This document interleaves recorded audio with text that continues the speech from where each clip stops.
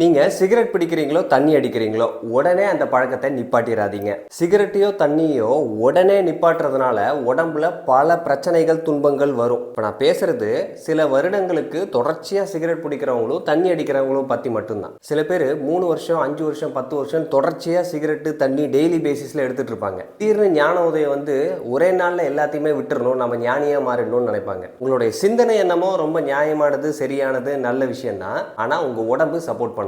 பல வருஷங்களுக்கு தொடர்ச்சியாக எடுத்துட்டு இருக்கிற ஒரு பொருளை திடீர்னு நாம நிறுத்துறப்போ உடம்புல வித்ட்ரால் சிம்டம்ஸ் அப்படிங்கிறது ஏற்படும். இதனால உங்களோட உடல் நலம் மனநலம் எல்லாமே பாதிக்கப்படும். நீங்க எப்படி இதை நிறுத்தலாம் மாற்றலாம் அப்படின்னு பார்த்தீங்கன்னா, முதல்ல கொஞ்சம் கொஞ்சமாக குறைச்சிட்டு வரணும். ஒரு நாளைக்கு ஒரு 6 சிகரெட் எடுக்கிறீங்க அப்படின்னா முதல் ஒரு வாரம் 2 வாரத்துக்கு 5 சிகரெட்டாக மாற்றணும். அடுத்த 1 வாரம் 2 வாரம் கழிச்சு 4 சிகரெட்டு 3 2 1 இப்படின்னு படிப்படியாக வாரக்கணக்கில் குறைச்சிட்டு வரதான் சரி. அதே மாதிரி தான் தினசரி குடிக்கிறவங்களும் உங்களோட அளவை கொஞ்சம் கொஞ்சமாக குறைச்சு அப்புறமா நீங்கள் நிப்பாட்டினீங்கன்னா உங்கள் உடல் மனம் ரெண்டுமே சப்போர்ட் பண்ணும். இதுதான் சரியான டிரான்சிஷனாக இருக்கும்.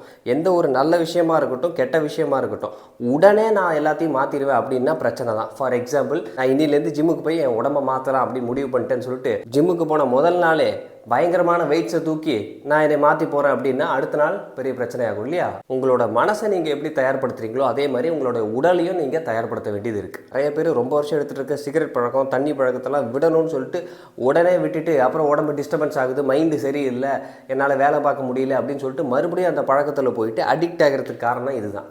சரியான டிரான்சிஷனில் நீங்கள் மூவ் பண்ணிட்டு வாங்க.